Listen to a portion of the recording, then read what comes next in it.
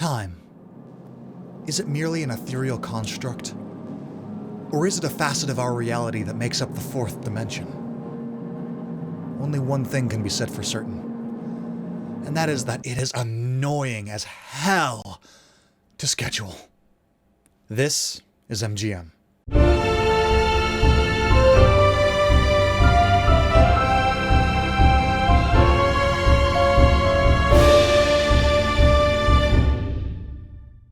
Hello and welcome back to another episode of MGM. I'm your host Kai, and today we are going to be going over another overlooked rudimentary element of DMing, and that is scheduling. Scheduling a tabletop role-playing game can be a really hard and really stressful thing to do on everyone's part, especially if you're an adult doing adult things in everyday life.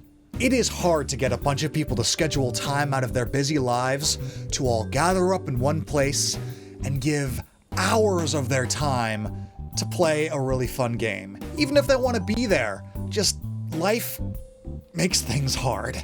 Today I wanted to share with you a few techniques and maneuvers in scheduling that has made things a lot easier for both me and the players that I'm DMing with at my table. And I hope that any of these will help you in the facets of scheduling that you may be struggling with. Yeah. Let's get into it. I have 5 things that I address when I am scheduling any session of a tabletop role-playing game, or honestly, scheduling anything at all. Since keeping these 5 things in mind, I have noticed that scheduling has become a lot easier for me, so from most important to least important, here are the 5 things that you should keep in mind whenever you are scheduling a tabletop RPG session. Number 1, interest. Oh my goodness, interest. If you don't want to be there, or if a player doesn't want to be there, trying to schedule them to be there is going to be hell. If someone doesn't want to be there and you're trying to schedule them to be there, everyone is going to feel it, especially you. As the DM, you're trying to make everyone happy and make everything work and try to get everyone excited. So if someone doesn't want to be there or would rather be doing something else, it's gonna make scheduling really hard. So before you do anything, make sure that the people that you are scheduling to play D&D with actually want to be there. And a good way to do this is to set expectations and see their response. See previous video for notes on that. But gauging people's interest is essential for scheduling. Because if someone doesn't want to be there, or maybe someone isn't interested in the kind of D&D that you're playing, that's really good to know. And no one will take it personally if someone that doesn't want to be there just says, hey, you know, I'm gonna take a step back from this table, you guys play, good luck, and yeah, we'll still get coffee on Saturday or whatever. Some people just aren't interested in the game that you are running, and that is perfectly normal, and that is okay. Don't take it personally. As a matter of fact, as a DM, if a player tells you, no, that doesn't really sound interesting to me, you should take that as a blessing, because instead of wasting your time and their time, they just came up front and said, hey, this game really doesn't interest me, good luck, and maybe we can play another game in the future. It saves your time, it saves the player's time, and it just makes the table all around better to start off with and makes scheduling way easier because you've already weeded out the people that are not excited to be there at all. Great. Thing number 1, you've gauged everyone's interest and everyone seems really excited and happy to be there. Number 2. Now for the second thing to keep in mind, and that is people's time. Sometimes people just don't have the time to set aside 3 to 4 hours to play a game of D&D. Sometimes that's just not the way that things are going for them, and they know it, but they still really want to play. Sometimes people's schedules just don't line up, and that sucks, and that's a lot more difficult to deal with, especially since they clearly really want to play, but sometimes it's just impossible. Sometimes people's schedules don't line up, and you need to let them know, hey, we can't play with you just because timing doesn't allow it. Which is a huge bummer, and you should do absolutely everything you can to make sure that everyone that wants to play at your table can play, but sometimes that's just impossible and you need to face the facts. Then just explain it to them and hope that they understand that you just really want to play, and maybe another time when you're not so busy or when schedules line up, or maybe you make another table that aligns with their schedules a little more, then maybe you can play. But this table, it just isn't lining up for you, and I'm sorry. Again, do everything you can to incorporate everybody, but if that is impossible, then it's impossible, and there's nothing you can do about it. Don't sweat it, don't stress it. You're only human. Everyone has a life outside of D&D. You can only do your best. Just do your best. Number 3. The third thing you need to keep in mind when scheduling a game is how spontaneous life can be sometimes. Sometimes emergencies happen, and sometimes life happens that is just unpredictable. And you, as the GM, need to be understanding of that, and again, not take it personally, because that's just life. Say, for instance, someone's dog died, and they just are really in a bad place, and they don't want to bring the table down, and they all of a sudden can't make it. Or if it's something just as simple as, hey, I'm feeling really tired right now, I would rather X. That's huge. If the answer comes down to, I would rather do X thing, then they should just do that thing. D&D and tabletop role-playing games should be fun. And if you're at the table constantly thinking about something else that you would rather be doing right now, everyone can feel it. So if you as a player or as a DM would just rather be doing something else, communicate that and know that life sometimes happens. Be respectful about it and be understanding and be kind to yourself and others, and acknowledge that sometimes life gets interrupted and plans change. And that's fine, so long as you're respectful about it and you communicate. It is another thing entirely if something comes up and you have already committed to D&D and you choose that other thing. And this kind of comes back to, if you prefer to do X thing, then you should do X thing. But at the same time, be respectful about it. If you have been planning this game for weeks, and all of a sudden at night of, your bros call you up and say, hey man, we're going out to partying tonight, you want to come?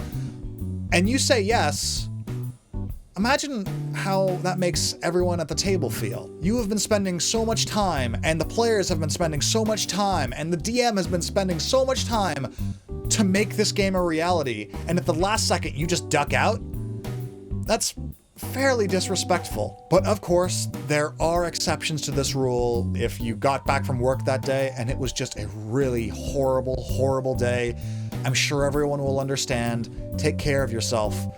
Just be understanding and respectful when life comes in and interrupts your D&D time. Number 4. The fourth thing that you should keep in mind when scheduling a tabletop session is the stress that it is providing on both you and your players.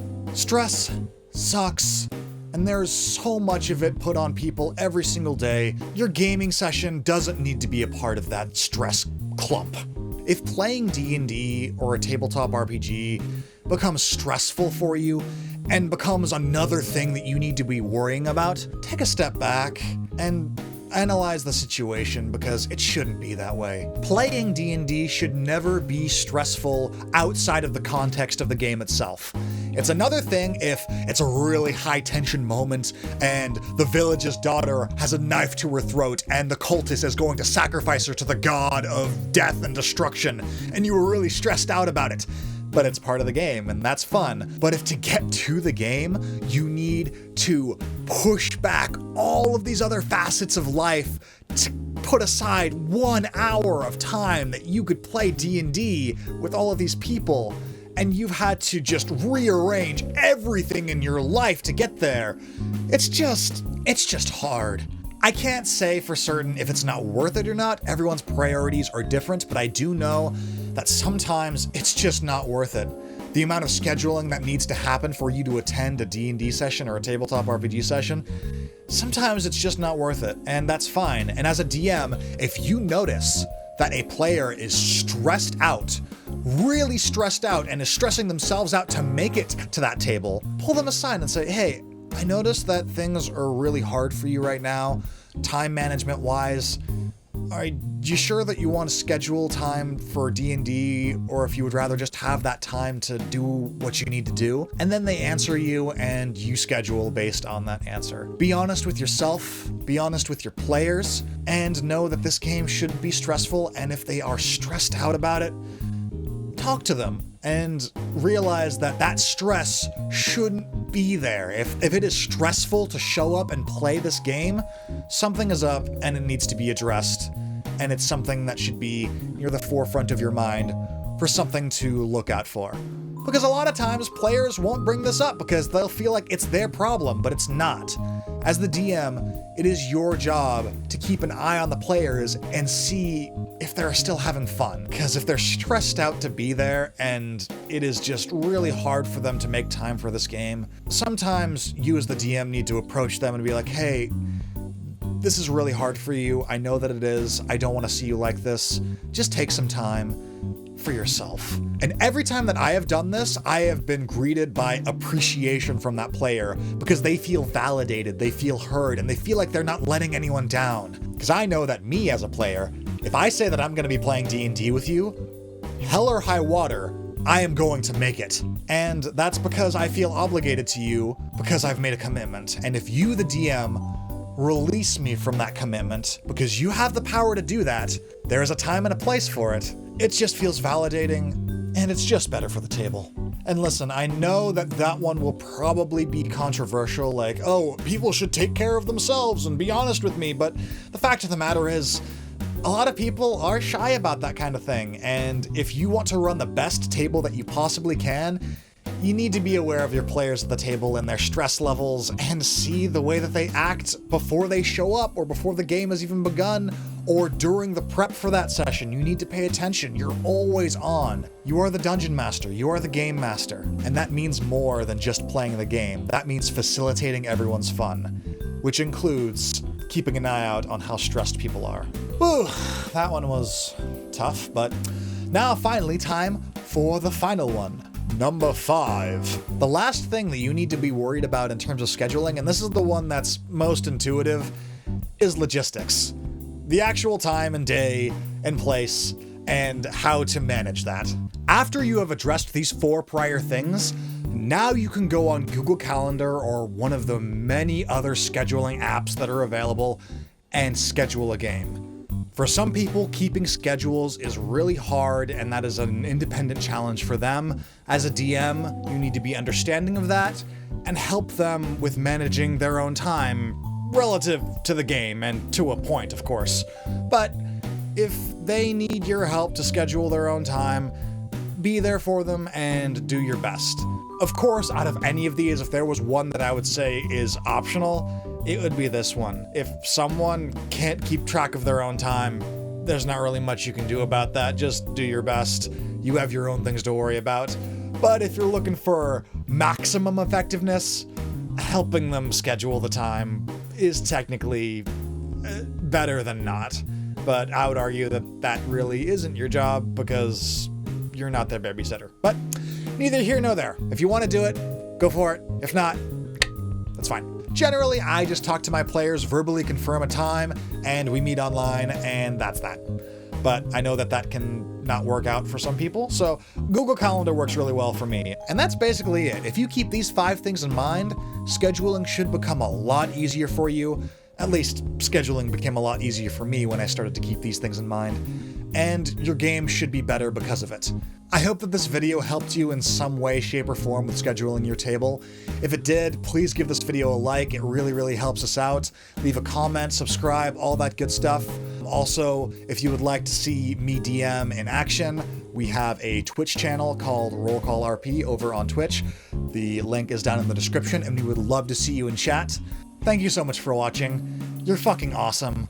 And I hope to see you in the comments or in Twitch chat very, very soon. Goodbye.